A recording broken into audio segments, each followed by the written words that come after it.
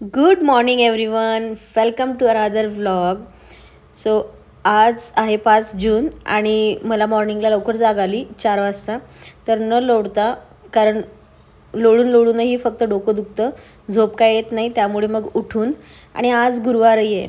So उठून मग मी आधी माझ्या तयारीला लागली. फ्रेशन अप झाली, त्यानंतर जे योगा वगैरे असेल ते केलं, कारण आता 9व्या महिन्यामध्ये आहे आणि तुम्ही बघू शकतात माझ्या बॉडीवरती थोडी पण सूज नाही आहे.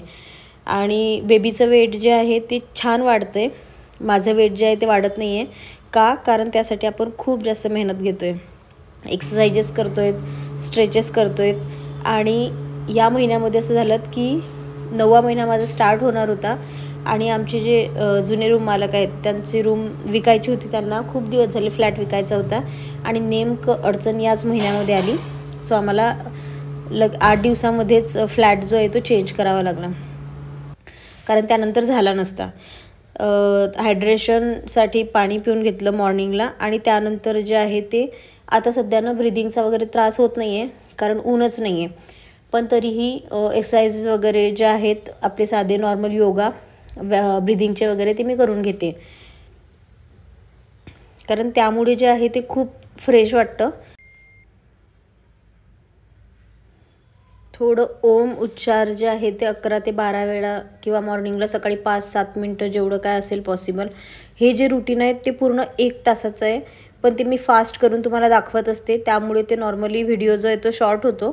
पण 1 तास तरी माझा योगा आणि या सगळ्या गोष्टीमध्ये जातो, कारण नॉर्मली ब्रिदिंगचे एक्सरसाइजेस करायचे म्हटले, स्ट्रेचेस करायचे म्हटले तरी आपण फास्ट मूवमेंट नाही करू शकत. तर जे आहे त्या हळूहळू मूवमेंट होतात, तर थोडा वेळ लागतो.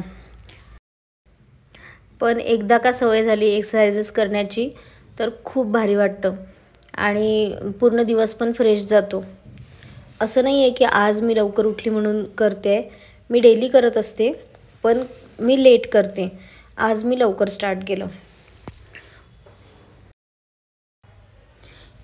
रात्री आपण पूर्ण एका साईडला झोपतो, त्यामुळे जास्त हालचालही होत नाही, बॉडी पूर्ण जी आहे ती जखडून जाते आणि पूर्ण पेन होतो. तर हे एक्सरसाइजेस खूप बेस्ट आहे की ज्यामुळे पूर्ण जे प्रेशर आहे आपल्या पायाच्या पॉईंटवरती पडतं आणि सगळे जे पॉईंट्स आहेत ते पॉईंट्स पूर्ण म्हणजे रिलीफ होऊन जातं पेन जो आहे तो. त्यामुळे हे एक्सरसाइजेसमुळे मला खूप जास्त फरक जाणवतो, म्हणून मी कधी स्किप नाही करत. आणि जे फेसचे वगैरे एक्सरसाइजेस असतील ते फेस एक्सरसाइजेस, त्यानंतर स्ट्रेचेस, कारण ऑलरेडी माझी हाईट कमी आहे आणि त्यामध्ये प्रेग्नन्सीमुळे तुम्हाला माहिती आहे की पोटाचा भाग जो आहे तो पुढे आल्यामुळे मागचा भाग जो आहे तो पूर्ण बेंड होतो आणि त्यामुळे जे आहे ते हाईट अजूनच कमी दिसते. तर ते तसं नको व्हायला म्हणून मी थोडं काळजी घेत असते, पण ते तसंच होतं. पण इट्स ओके, आता 15 दिवसांनी तर सगळं ठीक होणार. आपण परत नवीन चॅलेंज स्टार्ट करणार. हे जे एक्सरसाइजेस आहेत हे एक्सरसाइजेस पण मी करून घेतले, कारण काय होतं आहे की बॅक पेन होतो आणि बॅक पेन झाल्यामुळे आपले जे हात आहे ते पायाला टेकवल्यामुळे बॅकला जो आहे तो थोडासा रिलीफ भेटतो. आणि बेबी कनेक्शनसाठी तुम्हाला माहिती आहे की बेबी कनेक्शन खूप जास्त इम्पॉर्टंट आहे, मी ते करतच असते आणि त्यावरती माझा बेबी खूप छान रिस्पॉन्स देतो. मॉर्निंगला जो व्ह्यू आहे तो व्ह्यू खूप छान होता, कारण पाऊस पण आता येतोच आहे आणि त्यामुळे वातावरण खूप जास्त थंड होतं. वॉकिंग तर मी करते, तिथं जे आहे ते मला खाली जावं लागत होतं, पण इथं खूप मोठा स्पेस असल्यामुळे काय होते की घरातल्या घरात मी वॉकिंग करू शकते. त्यानंतर झाडू मारल्यामुळे मी असं ऐकलं आहे आणि अनुभवलं पण आहे की बाळाचे केस खूप छान होतात, त्यामुळे मी काय करत असते दिवसातून 4 वेळा तर झाडूच मारत असते. आणि हे जे रांगोळी आहे कालची, ती रांगोळी छान आधी पूर्ण मिटवून घेतली, कारण मला आज परत रांगोळी काढायची होती. कारण जुन्या रूममध्ये असं झालं आहे की आमचं कनेक्शन खूप स्ट्रॉंग झालं होतं त्या रूमसोबत आणि इथं आल्यानंतर फर्निचर वगैरे नाही आहे, थोडं एम्प्टी स्पेस होतो आहे, ओळखीचे कोणी नाही आहे आणि नवीन बिल्डिंग आहे त्यामुळे तिथं जास्त पब्लिकही नाही आहे, तर थोडं करमत नाही अजून तरी. आणि पण छान वाटतं. आता काय करायचं, आपलं स्वतःचं घर नसल्यामुळे हे तर करावंच लागणार आहे. तर मग जो बाहेरचा एरिया आहे तो बाहेरचा एरिया पण मी खूप छान असा पुसून घेतला, दरवाजा पण पुसून घेतला. अजून हे हल्दी लेपन तर मी स्टार्ट केलं नाही आहे या रूममध्ये, पण मला लवकरच करायचं आहे, कारण पॉझिटिव्ह मला जास्त वाटत नाही आहे. अर्धं जास्त मन त्याच रूममध्ये रमलेलं आहे अजूनही. पण माणसाचं खरं स्वतःचं घर असावं, कारण जिथं तो हक्काने राहू शकतो. हे दुसऱ्यांचं म्हटल्यावरती केव्हा पण आपल्याला एमर्जन्सीमध्येही कोणी नाही थांबत, आपल्याला ते खालीच करावं लागतं. सो इट्स ओके, होईल आपलं पण. तर त्यानंतर ड्रायफ्रूट्स मी रात्री भिजू टाकले होते, ते खाऊन घेतले आणि सरळ जे आहे ती फ्रेश व्हायला गेली, कारण मला केस पण धुवायचे होते. इथे एक चांगला प्लस पॉईंट आहे की पाणी जे आहे ते तिथं 2 महिन्याच्या आधी 2 महिने आता उन्हाळ्यामध्ये 24 तास नव्हतं, आधी 24 तास होतं, पण इथं जे आहे ते पाणी 24 तास आहे. आणि गरम पाणी पण तिथं थोडंच अवेलेबल असत होतं. इथं नेहमी ऑलरेडी 24 तास पूर्ण गरम पाणी अवेलेबल असतं. समोरचीच बिल्डिंग आहे आणि माझ्यासमोरच ती रूम आहे. मी रोज तिला बघत असते, कारण थोडं कुठंतरी वाटतं की नाही, ती रूम छान होती आणि तिथं खूप जास्त मन लागत होतं, पण जाऊ द्या. त्यानंतर मॉर्निंग अजून जास्त उजळली. वॉशरूमला कितीही वेळा जायचं काम पडलं तरीही चालेल, पण पाणी मात्र मी खूप पिते. त्यानंतर छान अशी रांगोळी काढून घेतली, फुलं वगैरे लावून घेतले.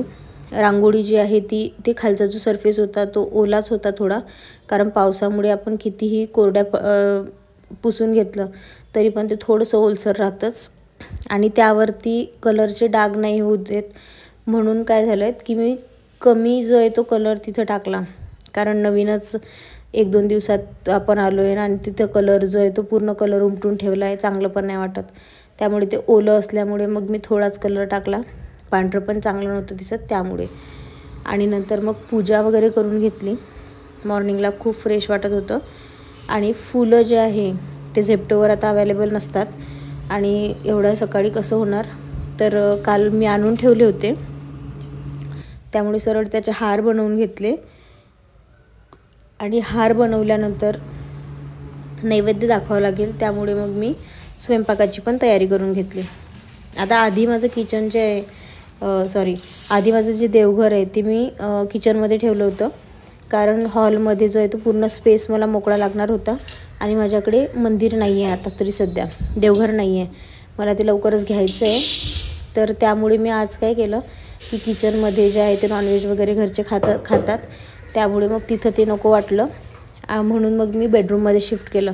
बेडरूममध्ये पण नाही पाहिजे देवघर, पण तरीही मी शिफ्ट केलं, कारण आता इलाज नाही आहे. पण 8-15 दिवसामध्ये मी देवघर जे आहे ते मागवेल छान आणि नंतर मग त्याला हॉलमध्ये शिफ्ट करेल.